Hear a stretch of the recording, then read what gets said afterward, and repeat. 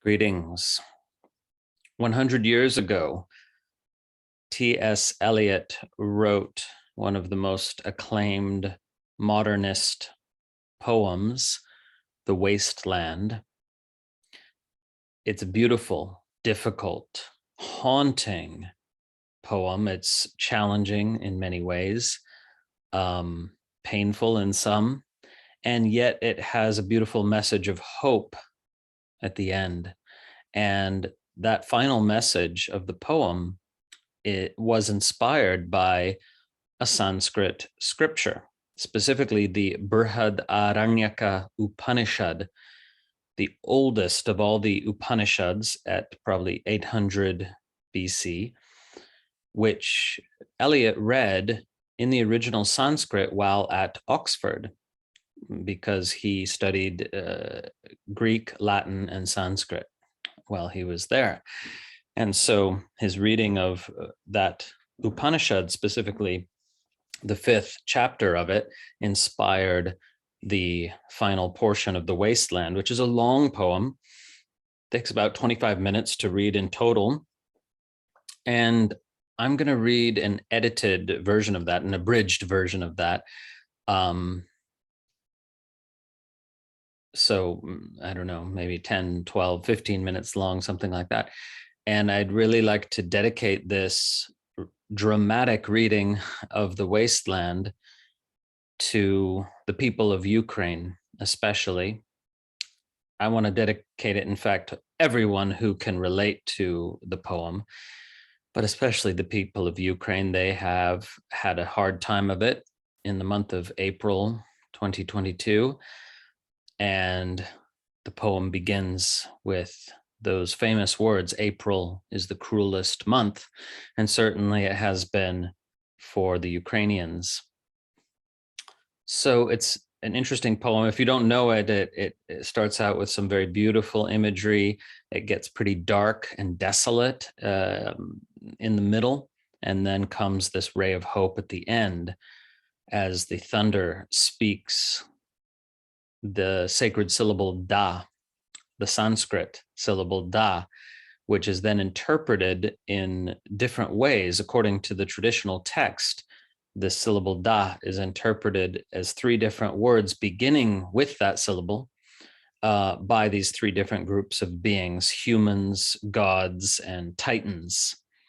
And they each interpret it according to what they realize they need to cultivate. Generosity, self-restraint, and compassion. So anyway, I'll let the poem speak for itself, but you can read more about it online. There's lots and lots of scholarship on it, and I hope you enjoy it. And you might even wish to close your eyes and let the imagery wash over you. It's not to be understood mentally necessarily. I mean, you can, if you want, do that work, that intellectual labor, but it's more powerful, I think, just to let it wash over you, to enter a liminal space, a dreamlike space where the poem lives most fully. The Wasteland by T.S. Eliot, 1922.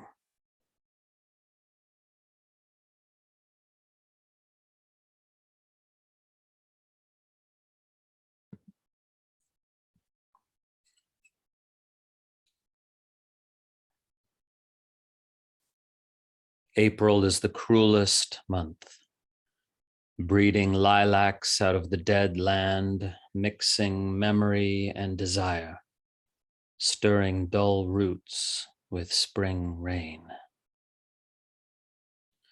Winter kept us warm, covering earth in forgetful snow, feeding a little life with dried tubers. Summer surprised us, coming over the Starnberger See with a shower of rain. We stopped in the colonnade and went on in sunlight into the Hofgarten and drank coffee and talked for an hour. Bin gar keine Russen, stamos Litauen, echt Deutsch. And when we were children, staying at the Archduke's, my cousin's, he took me out on a sled, and I was frightened. He said, Marie, Marie, hold on tight. And down we went. In the mountains, there you feel free. I read much of the night and go south in the winter. What are the roots that clutch? What branches grow out of this stony rubbish?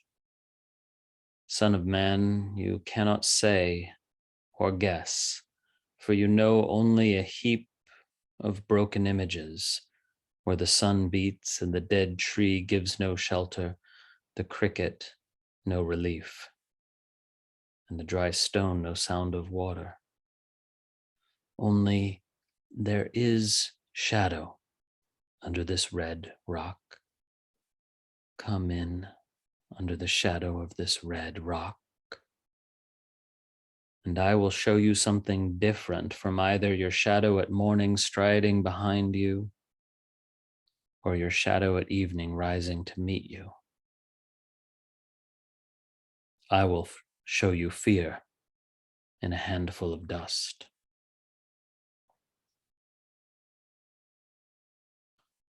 Frisch weht der Wind, der Heimat zu. Mein irisch Kind, wo weilest du? You gave me hyacinths first a year ago. They called me the hyacinth girl. Yet when we came back late from the hyacinth garden, your arms full and your hair wet, I could not speak, and my eyes failed. I was neither living nor dead, and I knew nothing. Looking into the heart of light,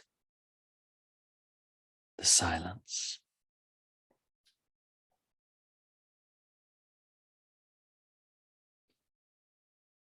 Od und Leer das Meer.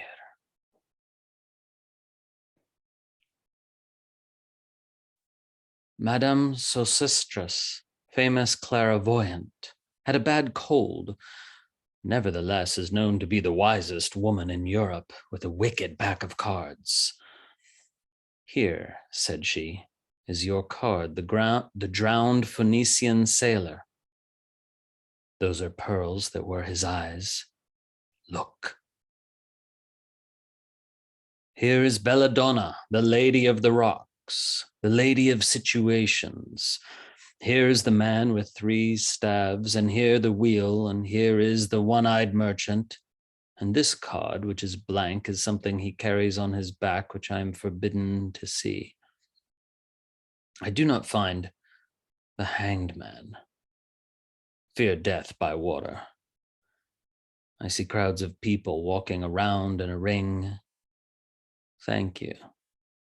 If you see dear Mrs. Equitone, tell her I bring the horoscope myself. One must be so careful these days.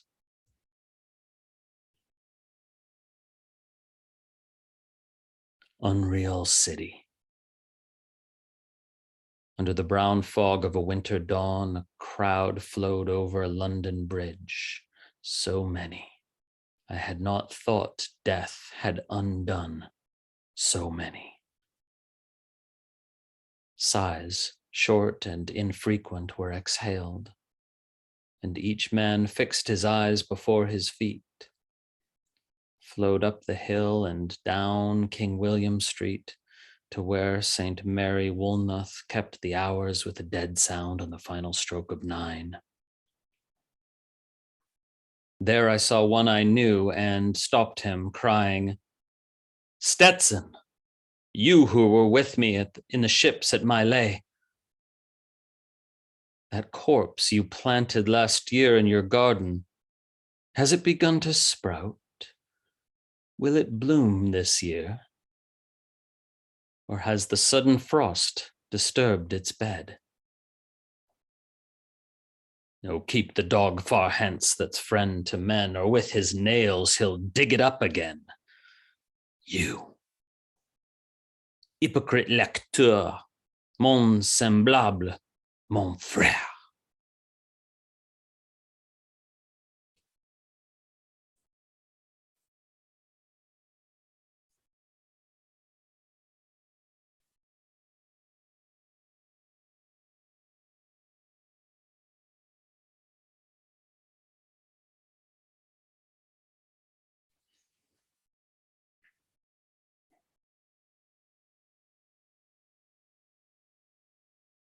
At the violet hour, when the eyes and back turn upward from the desk, when the human engine waits, like a taxi throbbing, waiting, I, Tiresias, though blind, throbbing between two lives, old man with wrinkled female breasts, can see at the violet hour, the evening hour that strives homeward and brings the sailor home from sea, the typist, home at tea time, clears her breakfast, lights her stove, and lays out food in tins.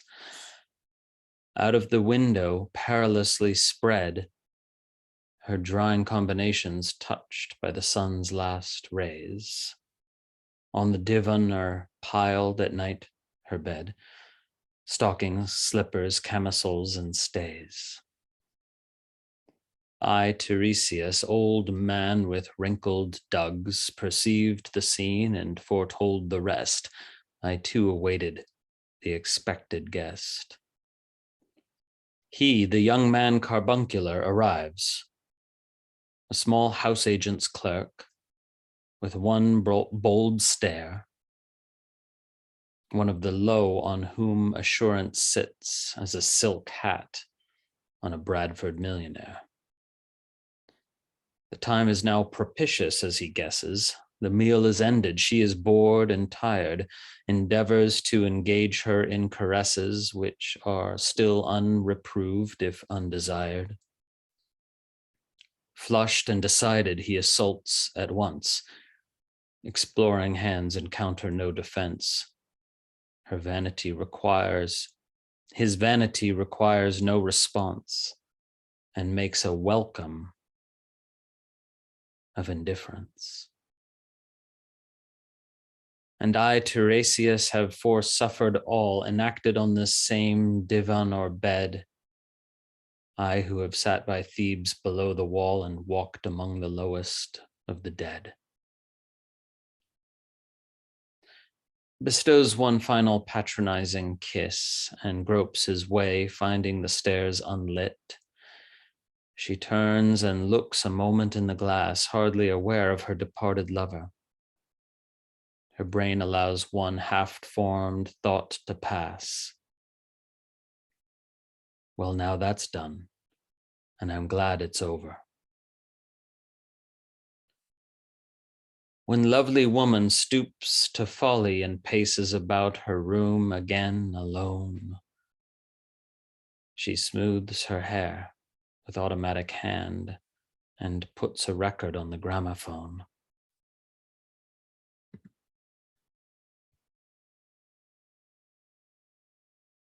The music crept by me upon the waters and along the Strand up Queen Victoria Street.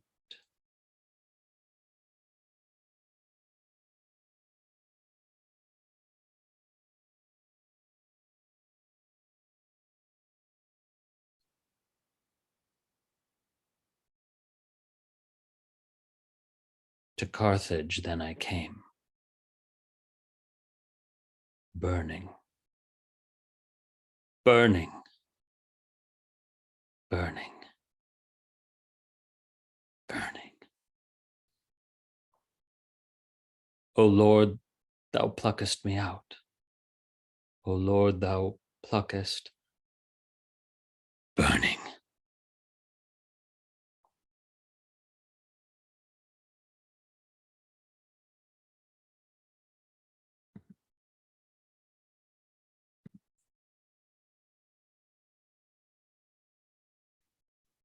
Phlebas, the Phoenician, a fortnight dead, forgot the cry of gulls and the deep sea swell and the profit and loss. A current under sea picked his bones in whispers. As he rose and fell, he passes the stages of his age and youth, entering the whirlpool. O you who turn the wheel and look windward, consider Phlebas, who was once handsome and tall as you.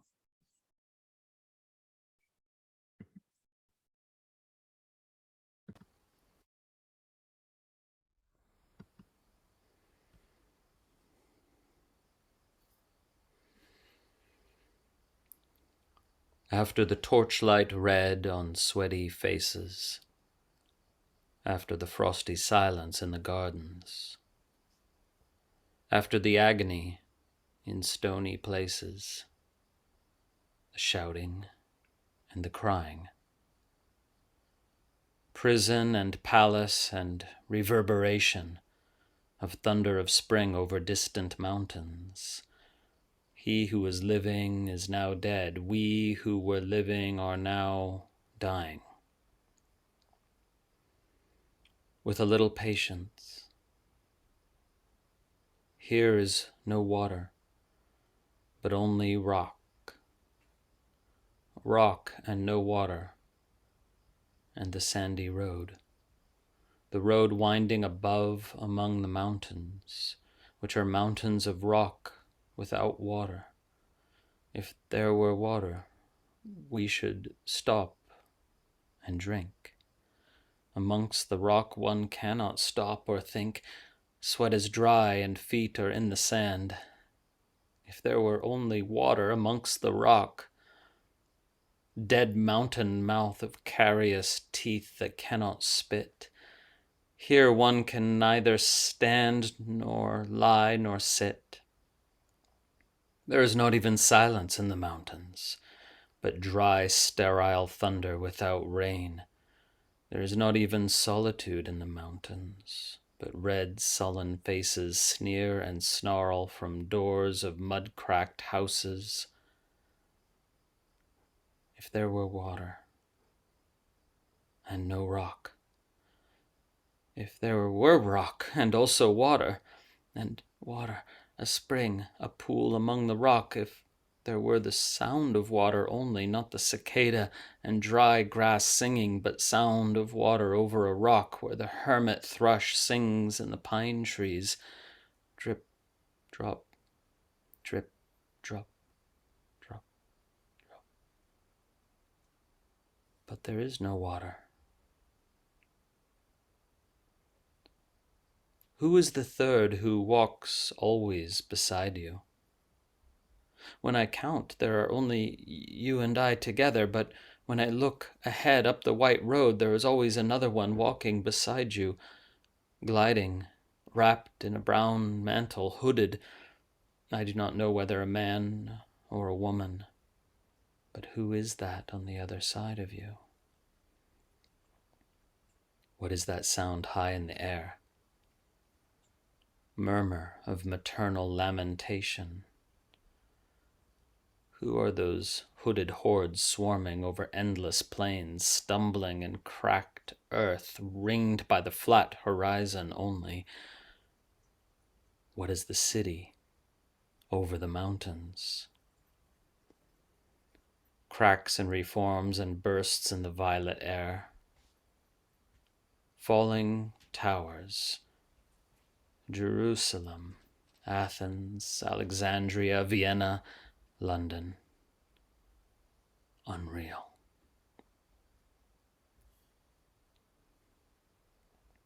A woman drew her long black hair out tight and fiddled whisper music on those strings, and bats with baby faces in the violet light whistled and beat their wings, and crawled head downward down a blackened wall, and upside down in air were towers tolling reminiscent bells that kept the hours, and voices singing out of empty cisterns and exhausted wells.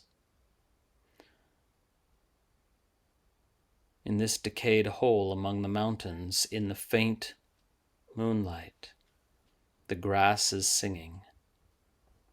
Over the tumbled graves, about the chapel, there is the empty chapel.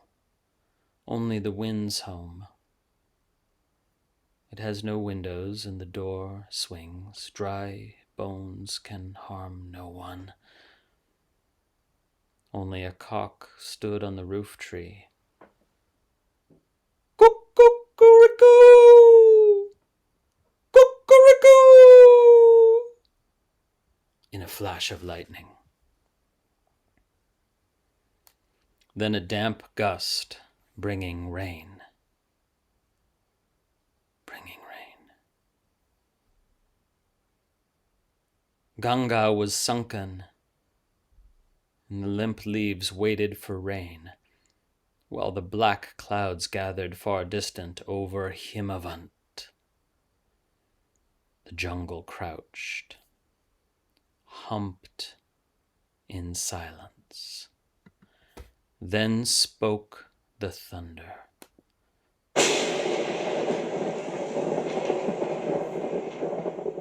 Da.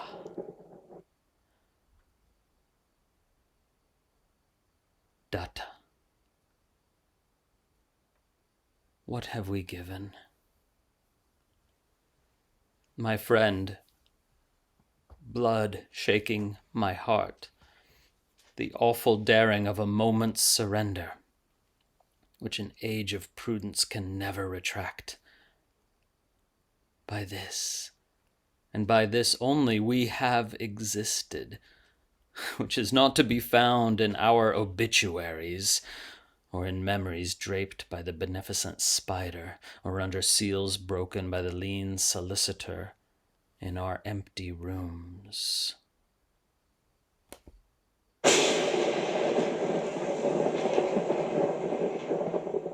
Da. Dayadhvam. I have heard the key turn in the door once, and turn once only. We think of the key, each in his prison. Thinking of the key, each confirms a prison. Only at nightfall, ethereal rumors revive for a moment a broken Coriolanus.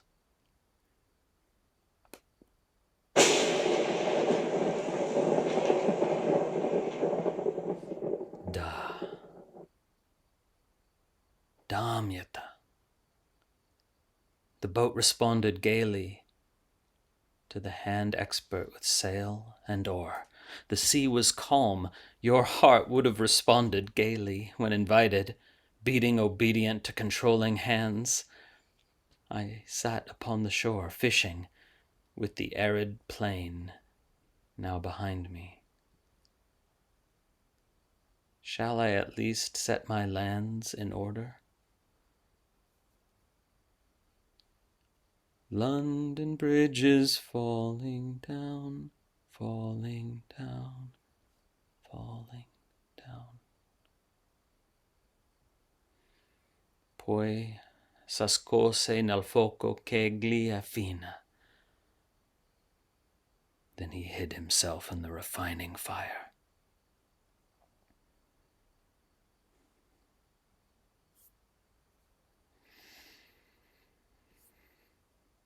Quando fiam uti cielidon, when shall I be as the swallow? Oh, swallow, swallow. Le prince d'Aquitaine à la tour abolie. These fragments I have shored against my ruins. Why then I'll fit you! Hieronymo's mad again. Datta. Dayadhvam. Damyata. Shanti. Shanti. Shanti.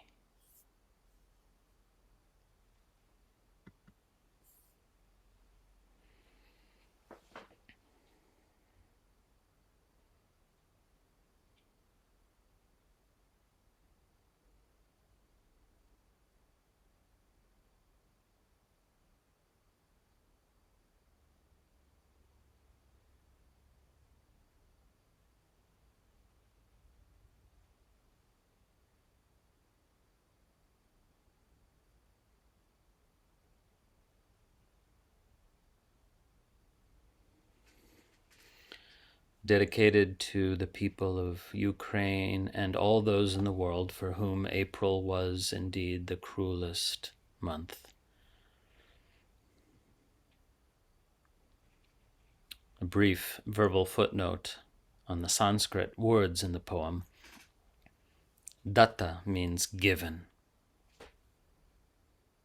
When the humans hear the voice of the thunder, they realize that they need to antidote their human tendencies with generosity.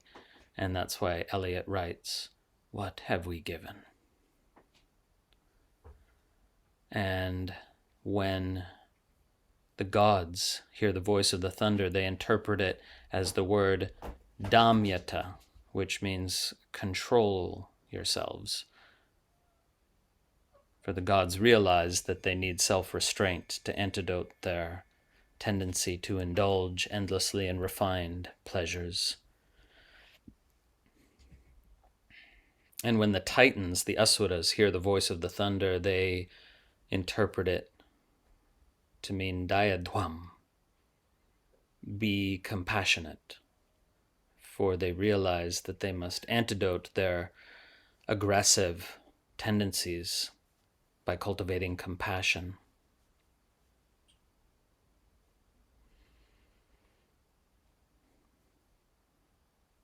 May the Russian government and all those who are exhibiting aggression in this world cultivate compassion. May those who distract themselves with sense pleasures cultivate restraint. And may we all be generous with each other. Datta, damyata, dayadhvam. Shanti, shanti, shanti.